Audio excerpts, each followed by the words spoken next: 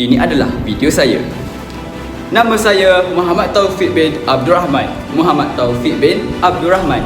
Saya merupakan calon JPP Sains Hayat 4 semester pada tahun 2021-2022. Saya pernah menyandang jawatan sebagai lembaga disiplin pelajar dan saya juga merupakan ahli dalam Student Voice Group. Anda ada masalah internet, masalah air? Jangan risau. Manifesto saya pertama adalah saya akan memperkukuhkan lagi suara pelajar kepada pihak pentadbiran untuk menyelesaikan masalah-masalah seperti berikut.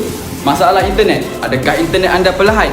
Jangan risau, saya akan cuba sedaya upaya saya untuk menyelesaikan masalah dan mencari jalan penyelesaian yang terbaik.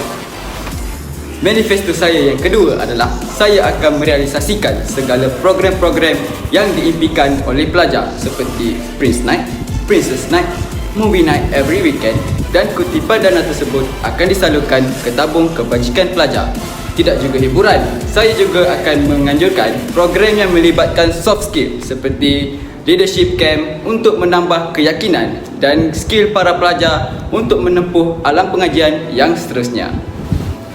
Adakah anda sukar untuk mendapatkan markah kurikulum semasa pandemik? Jangan risau, saya ada jalan penyelesaiannya. Saya akan membawa anda semua ke dunia e-sport seperti PUBG Mobile, Mobile Legends, FIFA dan sebagainya. Manifesto saya yang keempat adalah saya akan menganjurkan program-program kesenian dan kebudayaan dalam bidang muzik, tarian, sketsa dan sebagainya untuk mencukir bakat para pelajar di KMKT dalam bidang tersebut. Tetapi, jangan risau, perkara tersebut atau program tersebut boleh dijalankan secara maya ataupun realiti. Manifesto saya yang kelima, saya akan menyediakan perkhidmatan Touch and Go ataupun e-wallet kepada para pelajar di Kolej Matrikulasi Kelantan.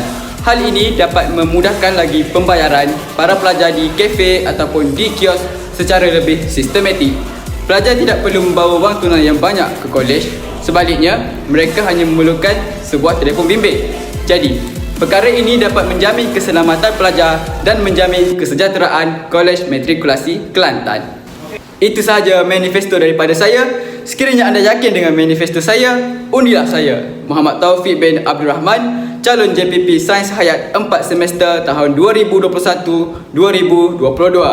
Suara anda, tanggungjawab kami. Sekian, terima kasih dan salam sejahtera.